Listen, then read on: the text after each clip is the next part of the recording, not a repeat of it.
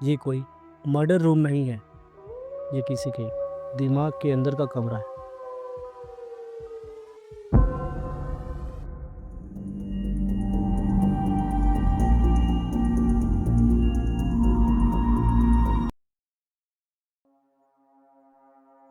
आरोही की आंखें धीरे धीरे खुलती हैं।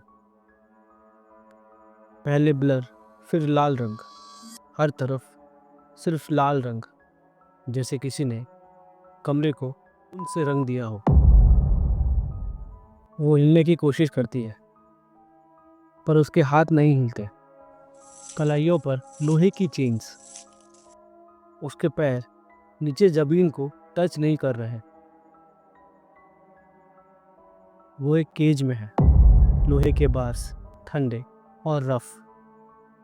हवा में एक अजीब सी स्मेल है। जली हुई मांस, ग्रीस और लोहे की बदबू। सीलिंग से मीट हुक्स लटक रहे हैं, कुछ खाली, कुछ पर पुराने धब्बे।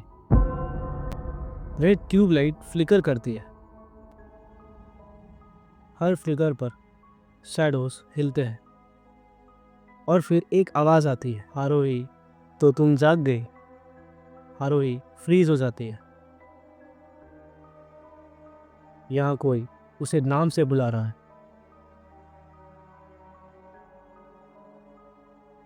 वो दीवार देखती है। दीवार पर लाल पेन से लिखा है, ट्रू लव नेवर डाइज। आरोही समझ जाती है, ये कोई मर्डर रूम नहीं है। ये किसी के दिमाग के अंदर का कमरा है। और यहाँ जो रहता है वो खुद को भगवान समझता है। धीरे धीरे कदमों की आवाज आती है। कोई मॉन्स्टर नहीं आता। एक बिल्कुल नॉर्मल आदमी सामने आता है। Clean shirt, normal face, soft आवाज। और इसी सीधेपन में सबसे ज्यादा डर छुपा होता है। वो आरोही के केज के पास रुकता है, फिर मुस्कुराते हुए बोलता है, लोग वैलेंटाइंस डे पर प्यार सेलिब्रेट करते हैं, फ्लावर्स, चॉकलेट, प्रोमिसेस। पर जब प्यार रिजेक्ट होता है तो कोई उस दर्द को सेलिब्रेट नहीं करता। वो एक पुरानी रिंग निकालता है, जली हुई, थोड़ी सी टेढ़ी। वो मेरी फियांसे थी।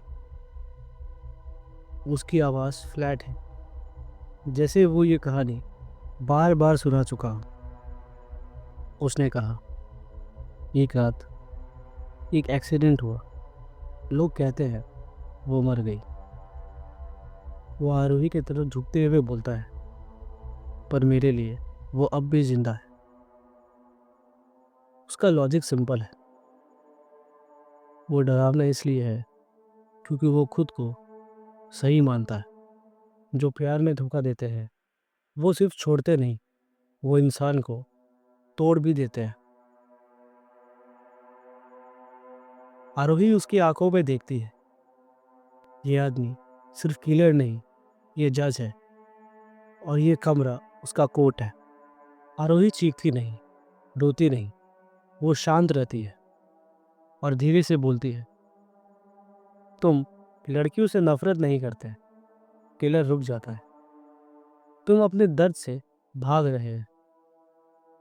आरोही आगे बोलती है, इसलिए तुम डेट्स फॉलो नहीं करते। तुम कमजोर लम्हे ढूंढते हो। किलर उसके पास आता है। उसके चेहरे पर गुस्सा साफ दिख रहा था।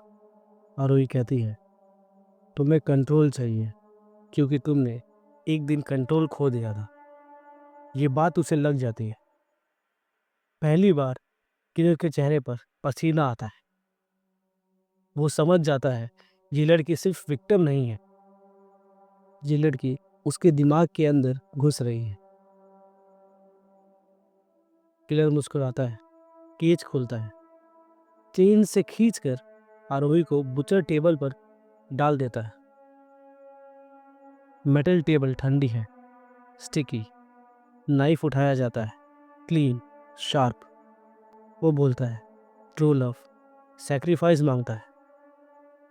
ब्लेड नीचे जाता है, आरोही का जिस्म झटका लेता है। दर्द रियल है, पर इस दर्द के बीच आरोही को कुछ महसूस होता है। चेन थोड़ी लूज, टेबल का बैलेंस अनइवन। वो अपना पूरा वजन एक तरफ डालती है। टेबल हिलता है, क्लियर का बैलेंस बिगड़ता है, वो पीछे गिरता है, सीधा स्टील कंटेनर के अंदर। आरोही टेबल के दूसरी तरफ गिरती है। कंटेनर के अंदर से चिल्लाने की आवाज आ रही है। लाल रूम और भी लाल हो जाता है। आरोही लड़खड़ाते हुए भागती है। रेड रूम जल रहा है, जैसे दिमाग खुद को खा रहा हो। 6 महीने बाद वही शहर के बस स्टॉप पर आरोही खड़ी है। उसके एक हाथ की जगह आर्टिफिशियल हैंड लगा हुआ है। उसके आसपास लोगों की भीड़ है। सब लोग बस का वेट कर रहे हैं। अपोजिट साइड एक आदमी खड़ा है। वो आरोही की फोटो क्लिक करता है। आरोही नोटिस नहीं करती, लेकिन व्यूअर्स उस आदमी के हाथ पर जले हुए निशान साफ देख पाते हैं। वो उसकी तरफ देखता है और धीरे से मुस्कुराता है। आरोही भी उसको देख लेती है, लेकिन पहचान नहीं पाती। पर कहीं ना कहीं आरोही के मन में एक डर पैदा होता है। वही डर जो उसे 6 महीने पहले उस वैलेंटाइन डे की रात महसूस हुआ था। कुछ लोग कभी नहीं मरते, वो सिर्फ रूप बदल लेते हैं।